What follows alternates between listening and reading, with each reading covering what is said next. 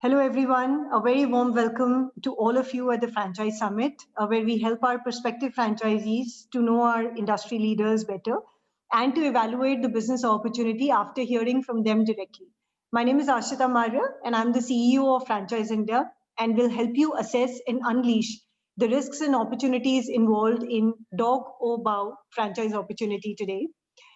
Franchise India exhibitions from past 22 years have been providing a platform to thousands of investors to evaluate the franchise businesses for themselves by coming face to face in our 100 plus shows nationwide. So going ahead in these times, we are doing the similar activities virtually and helping our investors meet the principal companies online. We have Mr. Ibadat Sharma, who's the director, and Ms. Nimisha Dikshit, who's again the second director of Dogobao with us today. And they will speak about and take us through the upcoming trends in the industry, as well as what Dogobao has there to offer to all of the prospective franchisees. Ibadat is a marketing graduate from Symbiosis and has about 6 years of working experience with companies like Zomato and Times Internet and Oyo. He co-founded his startup in Hyderabad as well. And being a pet parent himself, he's able to connect with his customers better than others and, of course, offer a personalized experience to all of them. Nimisha also is a fashion graduate from MIT Pune and is the founder herself. The company came into inception with her creation of a first garment for her pet, whose name is Milo. We might be able to meet Milo as well today.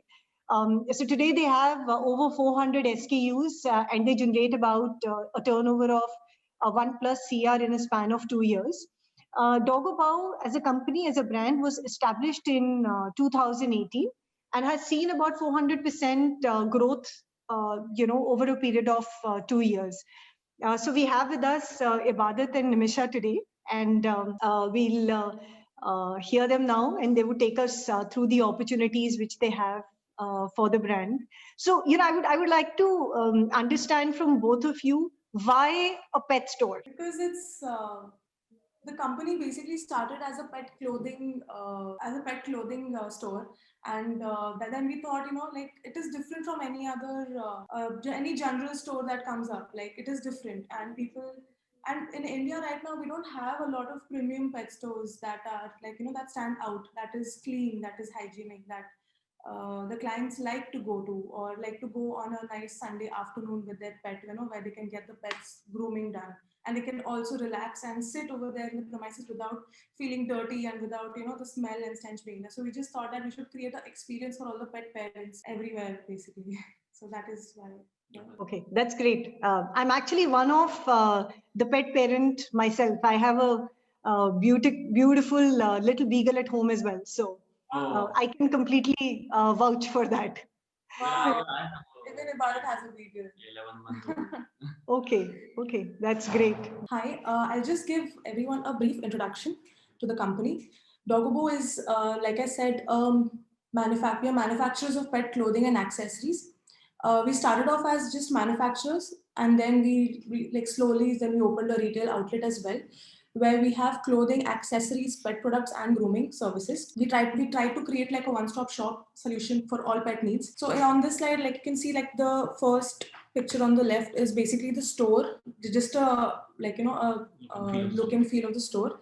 The remaining the other images are of the exhibition and of some of the clients that bought few of our products. One is the costume in the middle, that's a Superman costume. Then the one on the lower right is basically Garboni Choli collection that we launched last year. So basically, just to give you a brief introduction about the whole brand, about what products like we actually offer over here. Inception of Doggo, the company basically started when I went on a trip to US. And that is where most of us have gone to PetSmart, and most of us know what PetSmart is, most of the pet parents.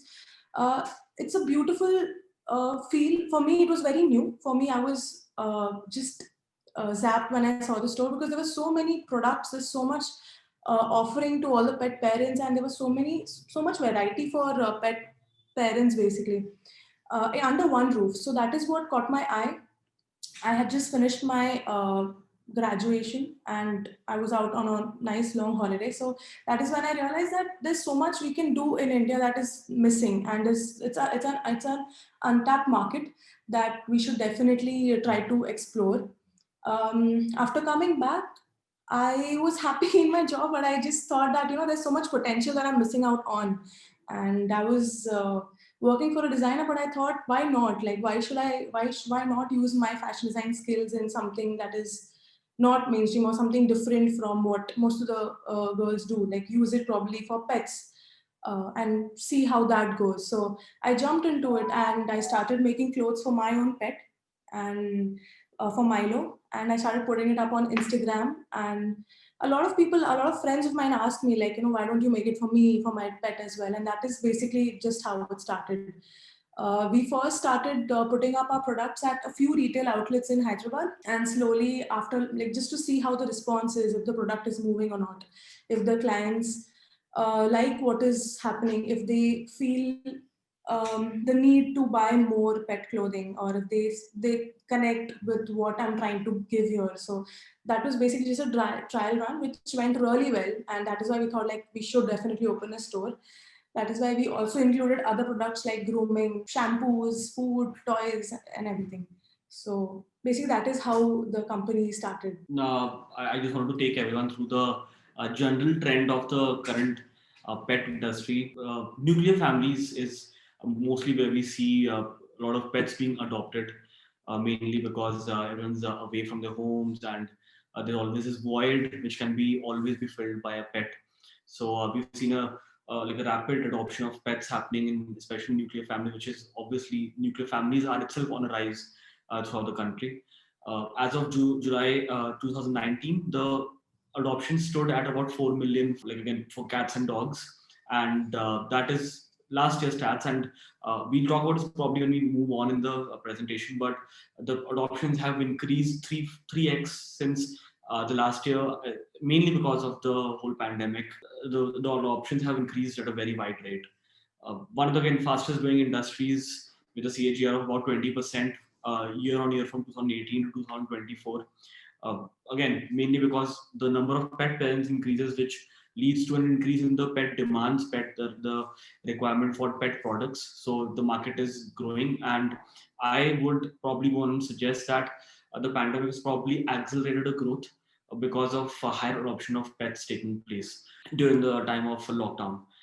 And as I probably 2 or 3 months ago, Prime Minister Modi had also addressed in one of his addresses to the nations about adopting more indies, as they're popularly known, or street dogs.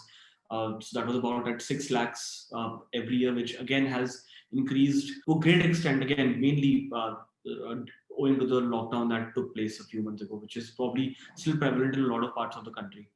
And specifically talking about the core structure, the core principle of Dogobo, although yes, we are a pet store, we offer a lot of products, but pet clothing is what lies at the heart of Dogobo. And pet apparel industry is expected to grow at a rate of 17% year on year from 2019 to 2027, which shows mainly not just that the pet adoptions have increased, but also people's acceptance towards seeing apparels and clothing on their pet has also increased. People want to try something out. So this is what adds to the growth of the pet industry. Now the key services offered that Dogo. So now when you say Dogobo is basically a manufacturer. But what we are franchising out here is the store altogether. It's like the one package. So Dogobo offers accessories, which are basically collars, pet calls, pet leashes, the basics. And pet products, which range from bowls, you can call them miscellaneous items such as the bowls, cages, water bottles, and so that is what we offer at the store. Pet food, again, dry food, essential. One of the things that helped us stay open even during a lockdown was us providing pet food to pet parents during a certain time of the day, but we were thankfully able to keep it open even during the lockdown. So pet food again adds to, pet food also mainly leads to a customer retention. People keep coming back, so it binds the customer to the store. So very important. And pet grooming and apparels, both I think definitely the top spot for one of the products offered by Doggo.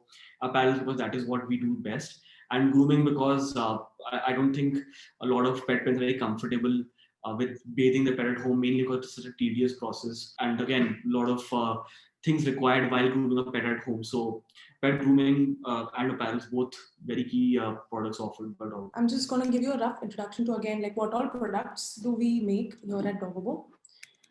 The categories are divided as pet essentials, accessories, harnesses, clothing, raincoats, and beds. In essentials, it's collars and leashes. Basically, all pets need a collar and leash, so that comes under essentials. Another subcategory that comes under the collars are different types of collars, that is martingale collars, printed collars, and we have paraband collars. So we have, the thing is the slide was small, so I couldn't put in all the subcategories in it. So, but yeah, accessories basically have bandanas, ties, Peter Pan collars, bows, neckties, necktie with Velcro, necktie with collars. Then pet harnesses have step-in harnesses, edge harnesses, overhead harness, body harness. In clothing, we have frocks, tuxedos, hoodies, jumpsuits, sherwanis. We also have tuxedo wraps and different occasion wear. Raincoats are again in 3 types: a bodysuit, body wrap, overhead. And beds as well is round bed, rectangle bed, crown bed, sofa bed, out of which crown bed is one of the most selling products as of now. The key USPs of a brand, which is obviously very important for us to list out if we plan to franchise the model out of Doggo, are definitely starts off with customization.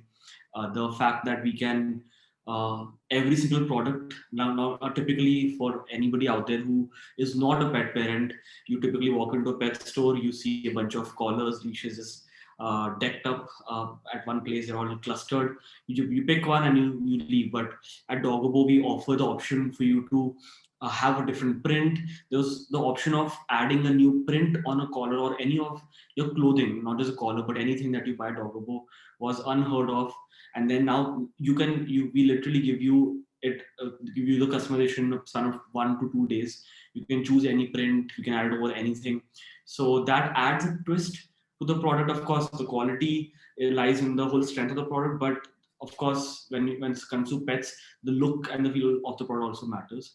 So as you can see on the slide, I would say probably the whole idea of the pet retail stores kick-started with, we had a very popular Telugu actress, Samantha ma'am, who had probably wanted our products for her pet, Hash Akineni. The actress' name is Samantha Akineni. You can see on the left where she's taken a bow collar, and the customization that they wanted, which was subtle. The pet was Hash, so we did a machine embroidery of hashtag on the patch in the center of the bow. So those are the kind of customizations we do, and something like this really picked up in the Hyderabad market, and because of course it was endorsed by a celebrity, we had a lot of orders for a similar product which everybody wanted to want their pet to wear. So customizations are definitely very important. Again, USP and also what runs the show at Doggo is the in-house manufacturing. This allows us to, again, this is what was earlier. We have grown from the space. Now we are a 3,000 square feet space. The space that you are now watching on the slide is what we'll be converting to grooming. But in-house manufacturing is again very important to have a good team, a solid team that can work on a pet's body. They understand how it works, how the garment has to be worn, and the pain points of a pet as to where and what material to use. So all the customization, all the innovation happens in this production unit. So in-house manufacturing is one of our key USPs. Moving on, grooming service, like I mentioned earlier, providing a hygienic grooming service is very important. A lot of people argue at times, why is the price of grooming so expensive? Why is the haircut of a human so much more cheaper? Again, mainly because of various factors, but one of the factors is the hair, that the fur that comes complementary with a pet. It's flying around, it has to be taken care of, it has to be cleaned up. No pet parent wants their pet to enter a grooming salon right after one pet has been groomed and the hair is all flying away. There's no cleanliness, and the products have to be good. The pets are always moving around, they're not very cooperative. There can't be sharp edges. So a lot of things have to be taken care of. How a pet moves from a bathtub to a dining table without any risking any injury is also very important. So we try to maintain as much space as possible, and this space is now expanding into the space that you saw on the side before. So again, a bigger space for grooming as well. Moving on, we have all very important innovation of the products. We started off, like it said in Nimisha's introduction as well, we started off with the first product we made was a bandana, and we now have about 400 SKUs. It comes off with, of course, looking at the current trends as to what, for example, there's a trend in somewhere probably a year ago where a lot of these videos of pets wearing these costumes were running around. So people were really like, it was really trending at that time. So you come up with that. Then you come up with different collection for different seasons. People who want to team up their outfits with the pets, be a wedding. So how do you match that outfit? How do you try to bring similarity in it? Again, is very important. So innovating new products is very important. It takes actually a pretty long time for us to come up with the right design so that it fits every pet. So innovation is very important. And the other few factors that are very that are the key USPs of Doggo was a high customer retention. Actually, I can openly go on and say that our retention is higher than acquisition, mainly because the customers want, like, we are situated in a location where we are surrounded by societies and a lot of residential area. People feel and trust us with the pet when they come to us, and we try to provide them a customer service where they don't feel like it's very dirty and hygienic. So all these factors lead to a higher customer retention. Hygienic shopping environment, again, which we try to maintain. We actually do maintain. We have one of our key area, let's say, division of the what do we say, the breakup of the franchisee fee is the fact the staff that is required at the store. We need to have somebody to make sure that the things are cleaned up. There has to be somebody taking care of just that, and that is what we are applying at the current store as well. We again cater to a wide range of income group. Now, there are a few stores that probably cater to only like a very higher segment of the market, but we try to cater to if somebody wants to probably go for like a 300 rupee shampoo to a shampoo which is for 100 ml, which is about 1500 rupees. So again, there's toys and that applies to toys and grooming products and our own products. Collars start from 250, collars also start from 750. So we cater to the wide income group. Periodic innovation of products is again that we've already spoken about. This needs to happen every month, every 2 months. There's something coming up. You can't just stay behind. That is what helps us keep us ahead of the competition. We try to innovate something before the festival is already around the corner. We try to create a buzz. So periodic innovation is very important. Accountability of the products, very important, mainly because when you say you are a manufacturer of pet products, it's not just fancy things like sherwanis or frocks or bananas. It is also essentials which which play a big role when you take a pet out for a walk, which is collars, leashes, and harnesses. They need to be sturdy. You are generally, people have place in society, that's great, but people who don't or live in independent houses, they need to walk their pets out on the road. There are street dogs. Pets usually get really worked up. They pull a lot. The collars, the buckles, they need to withstand, the D-rings need to withstand the pressure, no matter how big the dog is. So we take full accountability for products. If in case there's any issue wherein the product, there's any wear and tear, because it's a pet product after all, there could be wear and tear. We take the product back, we fix it, and we give it back to you. Now you can't take your typical product to any pet store and from where you bought it and tell them, I know this is now like this is broken. So they'll probably just let this is it now. This can't be probably to buy another one, but we'll probably tell you that we'll fix it for you, and you go on with the same product. So we take accountability for the products. Personal attention to every customer is, I think, what has led us to grow into 1 CR plus turnover company is making sure every customer are attended to, trying to understand. Most pet parents are first-time pet parents. They're confused, they have doubts. Most of them need to be educated. Most pet parents meet other pet parents at a pet store. That is where they learn most of the things. So providing attention to every customer, understanding their requirement is very important, and that is what we try to achieve at Doggo. and a higher profit margin again is very important for the pet industry. I feel 35 to 55%, which actually averages between 40%. It's a very good profit margin as compared to a lot of other industries. So again, and plus considering we have our own manufacturing, we're able to provide even better margins to the franchisees who, like, if they're taking up our products up. So high profit margins also plays a key role in the USP of the brand. Now coming on to the financial model that we have, minimum area required is 600 square feet. Right now the current store is at 1,000 square feet. But the minimum area that we require is 600 square feet, out of which 100 square feet is what we want to dedicate for a grooming room. It depends upon the area and the location, but a grooming room is what we plan to have at every store. It binds a customer, and it helps them, just like food, it makes them coming back if the service is obviously good enough. So grooming, out of 600 is the grooming. Approximate investment is around 22 lakhs, which is inclusive of the 3 lakh franchisee fee. So that comes up to roughly about 19 lakhs, which is mainly divided into your infrastructure cost, the outlet equipment, the signage, the licensing, and so on. So, and the initial stock required. Mainly for a retail store, stock is what plays a bigger role than any other expenses. So everything included is around 22 lakhs, including the franchisee fee. Royalty to brand is 6%, which is, again, this is not a fixed franchisee. The franchisee for different products is is different, mainly because the margins offered by the suppliers are different for a lot of products. So, for example, for anybody who doesn't have an idea about the pet industry, uh, margins in food are much tighter as compared to margins in probably shampoo or toys. So 6% in for food just doesn't work out.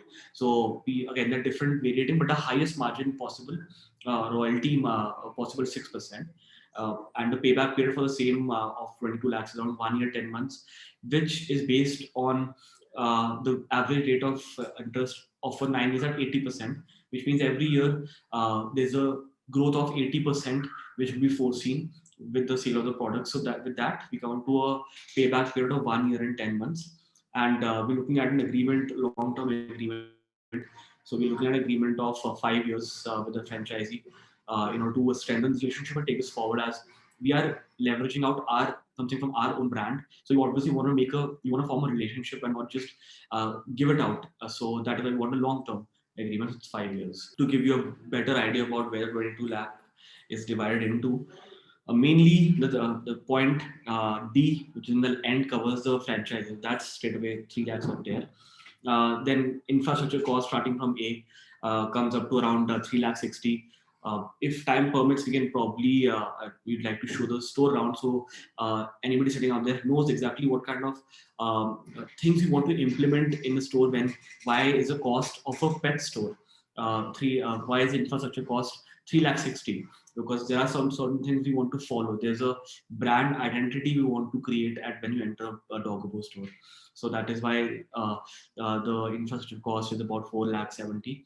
Equipment, outlet equipments, the 4 lakh that we have mentioned out here first is a ID tag machine. It's an upcoming trend of making your pets wear ID tags with their names written on it, plus with a phone number. And the machine itself costs 4 lakhs. That's the actual cost. And you can engrave the pet's name, higher margin on the product.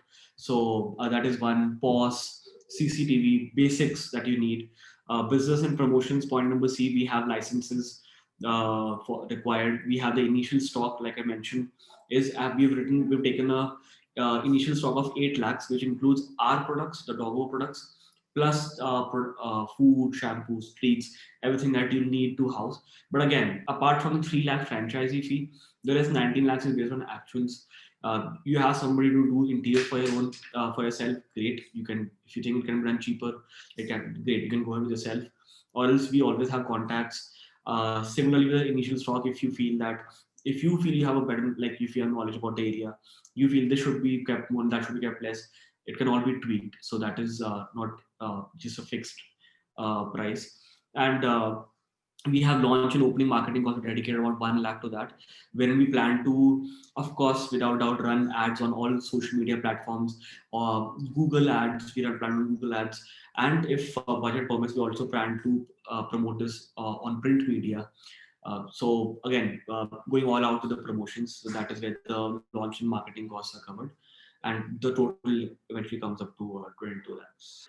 The average ticket size at Dogobo is about 1,093 rupees, so let's say around 1,100 rupees, which we consider for a higher amount as compared to a different pet store, mainly because of the products. They're quality products. They start again. They start from they have from all ranges from 250 to 3,000. But we provide quality products and profit margins are greater, and that is why we have some customers coming us and billing us for 7,000. There's some customer coming for billing us for probably 800, 600. So that is why we have in my opinion, a higher than usual average ticket size. We have about 550 walk-ins, which is about typically around 220 walk-in, 20, 25, 30 walk-ins per day. That is, but although the walk-ins are around 25, 30, we have a higher ticket size, so it really takes care of everything else. And this entire revenue is basically divided into mainly the percentage, as you can see on the right. Pet apparels contribute 19%. Pet food contributes 25%. Margins are tight, but makes the customers come back. It's a repetitive buying process. So plus the lockdown again. This now we've recovered, but when the lockdown was in its initial stages, people were buying food in bulk because they wanted to stock up. So that has really seen an increment bump in the pet food purchases. Pet products, again, miscellaneous bowls, again, very important, but they just categorize as miscellaneous: bowls, cages, water bottles, healthcare. Like there are a lot of issues, normal issues that can be resolved without going to a vet. Products like that, which take care of that. Toys, cosmetics. So they all eventually contribute.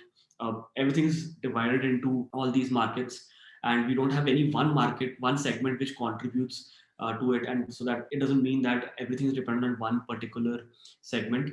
We have a lot of other segments supporting us to keep the revenue up and running. Ma'am, do we have time? Can I show the store around? Absolutely. Basically, we just have the Christmas collection like out right now. We just have a client right now there. This is the Christmas decoration. Hi, darling. Okay. Hey. Okay. I'm sorry about that. So, yeah, basically that's the display over here. We have champagnes and different pizzas for pets.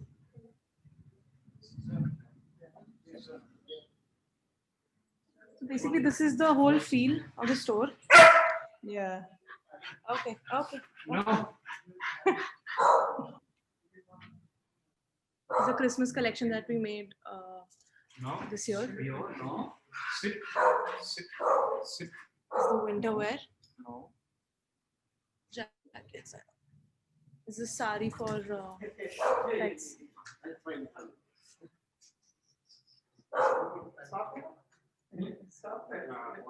And this is the grooming room.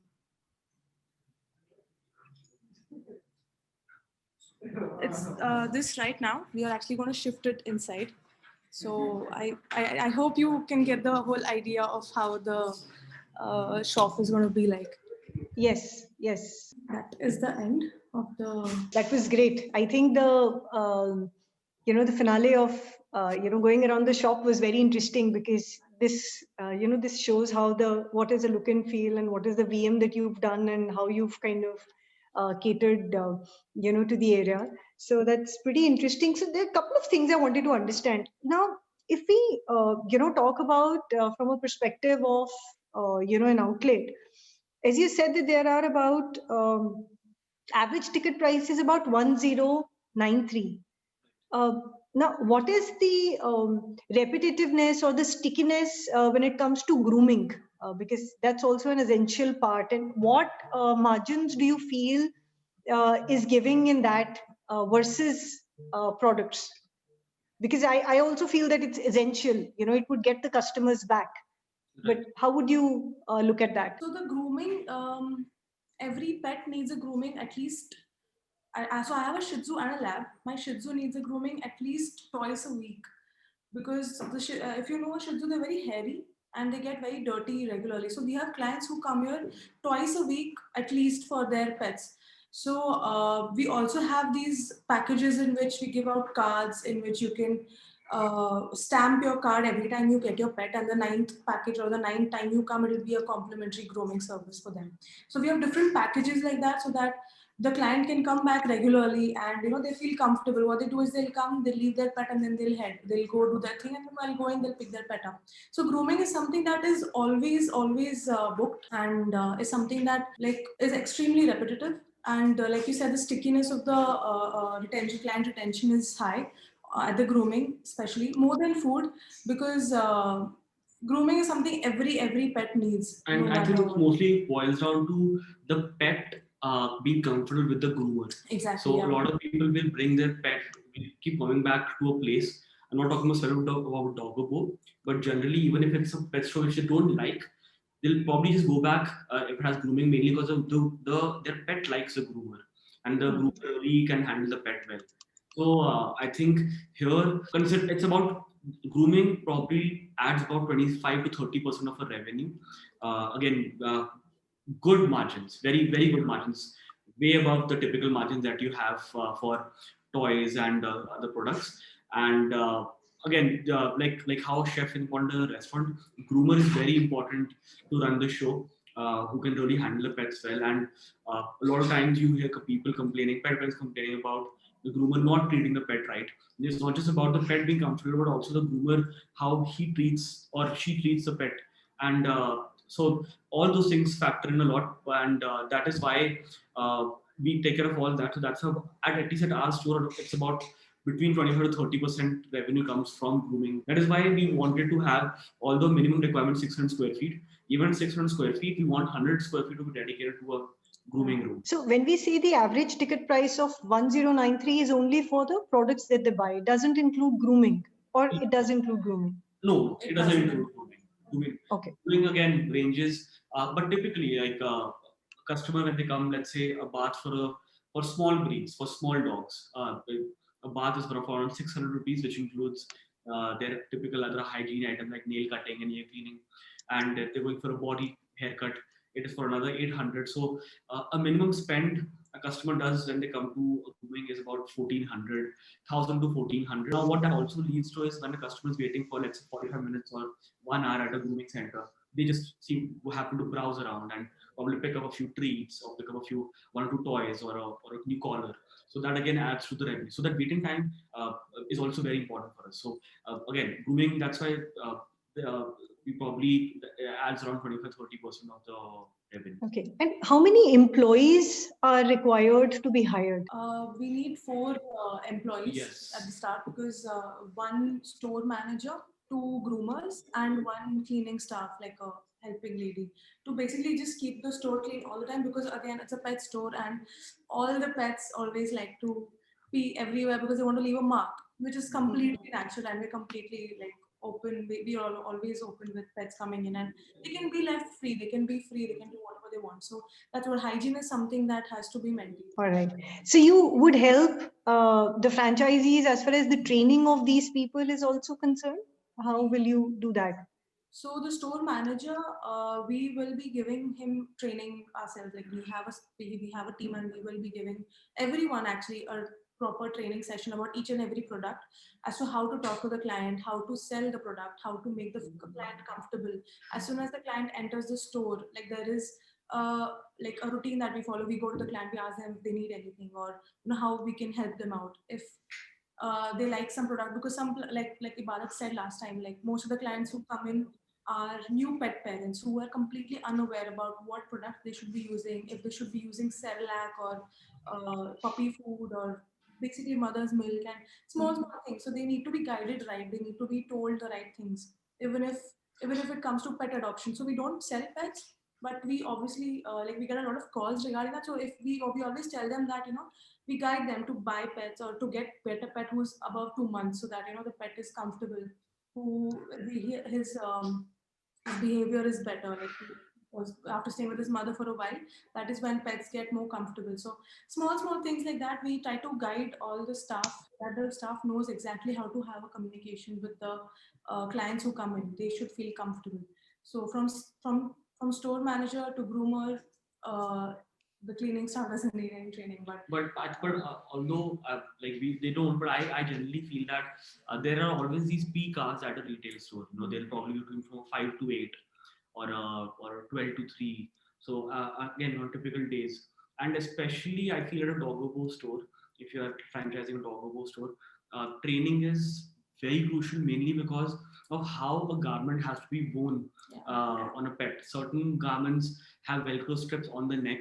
Certain garments have Velcro strips on the back, and which hand goes in first and how, because the pets will not be cooperative. We'll probably have a window of max 10 to 15 seconds before they probably get aggressive and try to bite you.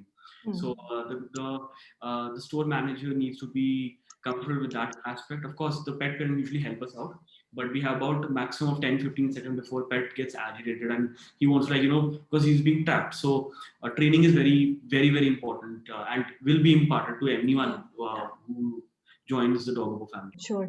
And what location is preferred with you? I mean, it's a typical retail location, or high footfall area, or it's a location which is nearby residential areas. What is your preference and why? In our, like, what we've discussed and we've identified locally, we wanted to be a high footfall area, but in a lane, definitely not on the main road, but let's say probably a premium area, but a by lane which goes by, because generally pets, when they're getting out of their cars or pet ones are coming, they face anxiety due to the incoming cars, and it's not very easy. Sometimes people have big dogs and again, strong pullers, so you don't want anything going wrong at that point when they just pull off. So we wanted to be in a high footfall location, but like probably a by lane or just a lane beside it where there's ample space should be good enough, but definitely not on the main road. And yes, residential is also a great place to probably open a pet store, because again, like I mentioned, nuclear families are on a rise, and residential is all about nuclear families, like fully societies. So residential and I think residential, because mostly pet parents want to go to some place for grooming, or they want to go buy food that is nearby, like that's quick. They can just quickly go, with their pet, or somewhere that is not very far from their household. So somewhere probably in the main area, but near the residential is what we think. And which all are the areas that you're looking at expansions initially? Would you be only looking at franchisees, say within Hyderabad, Telangana, Andhra Pradesh, or you're looking at states and cities as well? I think we're looking at states and cities both. Like anything, we're open to opening it anywhere. Personally, I wanted to, if given an opportunity, I would want to open this in my focus would be on tier 2 cities, cities like Visakhapatnam, Bhopal, so on, because I feel there's actually a market which is there, but the option isn't available. And I think to start something new instead of just lead following a pack would be better in cities like these, because we'll be starting off. We'll have a natural, probably have an organic promotion, mainly because of the fact that a store like this has opened in our city, so that itself will contribute. But otherwise, no restrictions anywhere. Of course, we would like to survey the area ourselves, but no restrictions to where we want to open the franchise. Okay. And how will, in case of a franchisee, how will the logistics work out? So, for example, there's some brands which are coming in from the other companies. There's some, Doggo brands, in-house manufactured products. So, how will the logistics work out for a franchisee? And, where and how he would have the requirement, and what inventories does he have to keep with him in order to at least suffice the requirement of a customer who's coming to them? So, ma'am, the first initial inventory that the franchisee will have, we'll obviously suggest them as to what are the basic essential products that every store should have. And then they can first start with that, and they can later on explore as to, it's again like you have to explore your market. Like that, there are different stores in which some other food moves the most, and this food, like some other food, doesn't move at all. So first, the initial few stocks will be something that we will suggest the franchisee as to, like, they should keep this mandatorily, like, in their store. Our products, like the Doggo merchandise that we send, will be obviously sent through us, by us. We will be handling the logistics. But other products like food, treats, toys, shampoos, grooming products, what else? All these Mostly essentials. these, or that will be directly sourced from the distributors and retailers, because it will be easier for them to order the products, and it will be easier for the shipment, the logistics. If they want to order Royal Canin food or pedigree or whatever food they are ordering, it will directly get delivered to them. So the logistics will be handled by the company itself, the distributor itself. So from locally, so it will be easier for them to source for products. Otherwise, our products will be sending it from our warehouse. All right. And how would have you thought about e-commerce? I mean, are you planning to work on that, or if somebody wants to order, how does I mean, what are the plans for that? And would you want to kind of list yourself on the other e-commerce platforms also? We do, ma'am. As of now, we have the website. We cater to the online ordering is up and running. So at the moment, the online ordering platforms that we're on are, of course, a website. We are also locally present through Swiggy, where people can order stuff on the web through Swiggy stores, and we also have products listed on Amazon, where they can order products on Amazon. So we have these three channels already present, and again, there's no restriction to where it can be sent to, even internationally as well. So that is the plan, and of course, going forward, we want to strengthen the online presence, or Doggo's online presence, make a better experience for customer, because there are a lot of customizations that can happen. So we can play that. We probably want to focus more on our own website, because we can actually have some implementations where the customer can choose a customization, but that might not be possible on an Amazon or on a Swiggy store. Yes, we're looking at focusing more on our own website, pushing it. We're catering to orders almost on a daily basis, and but if it really comes to the real focus, is probably the having like the physical stores present in the cities. I feel online sales is complementary to reach a wider audience. People sitting away can probably have a look at our products, but it's really all about entering the store and able to choose your fabrics, and give the customer really a premium experience, to able to choose the color, the print. There's a swatch book available. You can just pick up a book and look at the option for the beds or the sherwanis. So similar experience can be replicated on a website, but the whole, like, the feel of it is not similar to when you enter a store and get to do all that. Plus, they can bring their pets along and come to the store and make them wear whatever they want. Suppose they want a sherwani or a shirt or something, they can like put them on. It's like a trial room or something. They can try things on and see if the pet is looking nice or not, and then they can take a call as to if they want that fabric or not. So the physical store is a different volume altogether. And like he said, I think that plays it is a more important role than even e-com as of now. And how would the marketing work? I mean, you would do that centrally, or you would want him to do it locally? How will that happen? We're looking at central marketing, again, run ads on all social media platforms, mainly focusing on Google ads, promoting the store, the brand name, and of course the store individually as well. Creating buzz events, probably have a launch event, sending out ads in the print media about probably some article covered as to new pet store opening up. So it'll all be done centrally, and inputs, of course, will be taken. This is the basic structure of doing it centrally, but there's any input from the franchisee that this should be implemented, or these specific areas in their in their city should be targeted.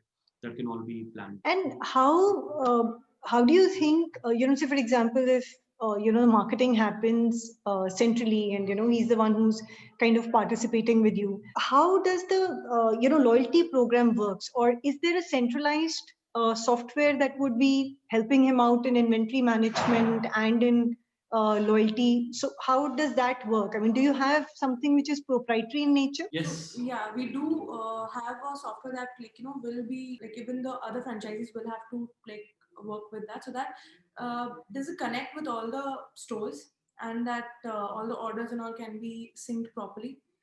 Like you said, the inventory and everything will be handled on the software itself, so that Yeah. it's a little more organized. So yes, we do have a software that we will be. Although I do want to point out that there will be no royalty charged on Doggo products. It will be a straight up margin given to the franchisee, wherein they don't have to. So the royalty will currently work on monthly basis, but the products will be picked up on order basis. And whenever the orders are picked up, it will be a certain margin provided on across all products, and no royalty will be charged on that. Royalty will only be charged on everything except Doggo manufacturers. So that is how it will be. That's how it's going to work. And again, through centralized POS system, you'll be able to track all that, and basically on the monthly sales, monthly revenue as to how much you do. Okay, and it would have a part of CRM as well, because there's a lot of repetitiveness from the customers. Yes. So something like probably a reminder by saying that, hey, listen, your time of dog food is over. I mean, the dog food would have finished by now. So do we have those for the franchisees as well?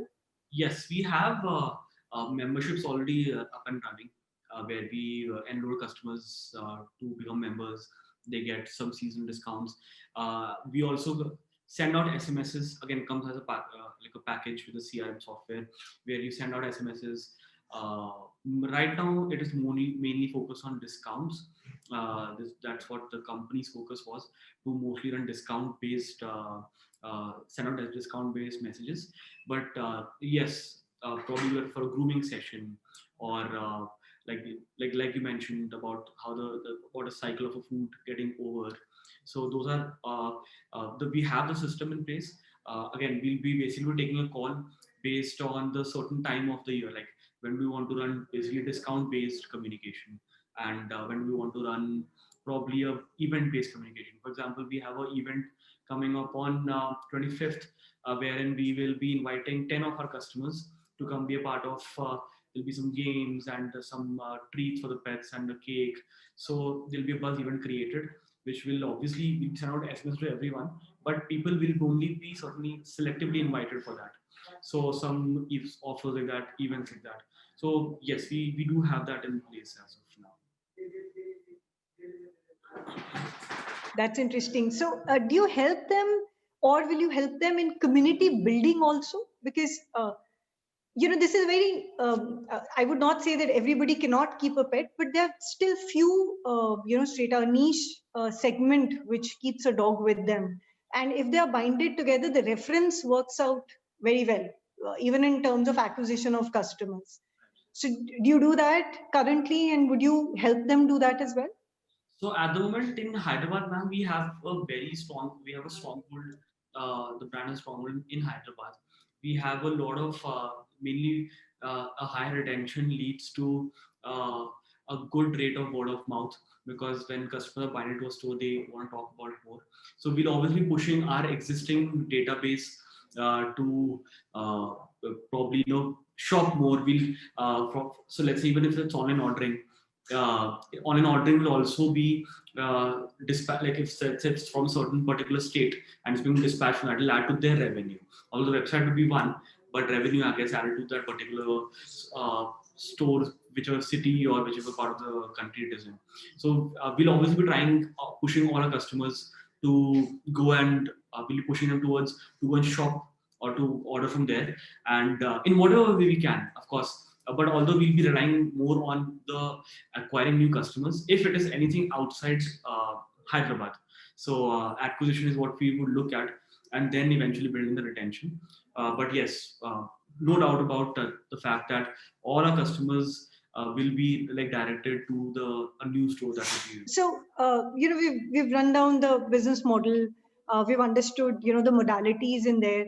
What kind of a prospective franchisee would be best suitable? What are the attributes or qualities that you would look into into a prospective franchisee? Obviously, the franchisee owner is what we think has to be, like, should be preferably a pet parent, that he understands the emotion and the idea behind the brand and what we're trying to create here. Because again, like, I think, like, when you are giving a franchisee out, it's like basically giving out a family. We're extending the family, and we're actually giving out our brand name as well. So we want we like the franchisor has to really work hard to create a difference, or make sure the franchisee also works out really well. So that is like it is like a benchmark basically of the, like, the franchisee doing really well.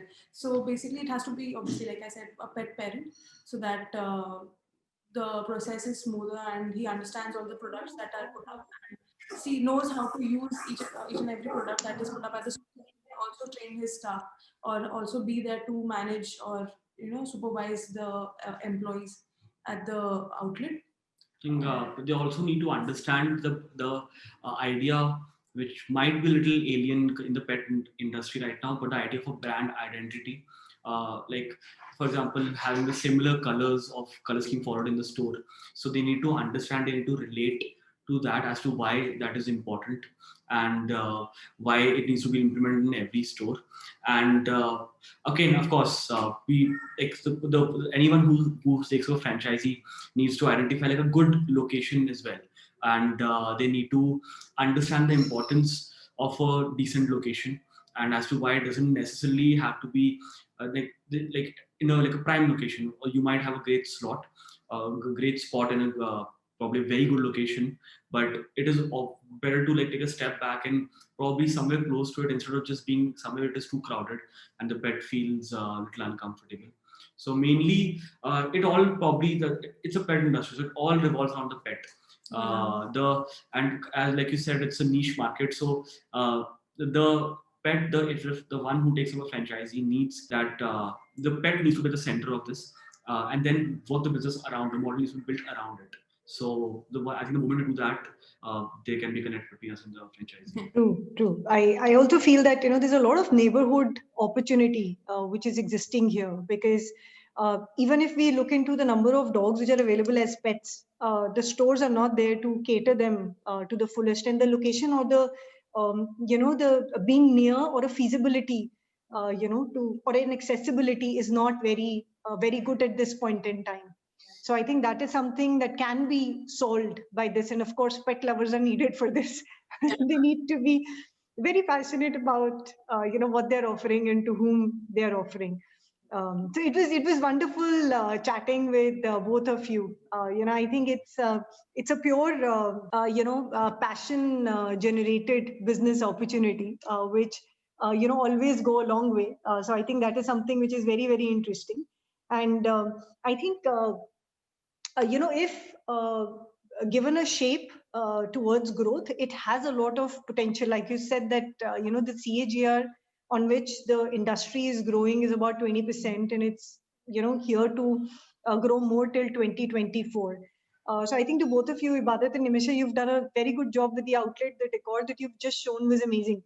So I think it has a good opportunity. And to all the listeners and to the visitors, that in case you have any other query or question, please write to them directly or write to us. We'll come back to you on the same.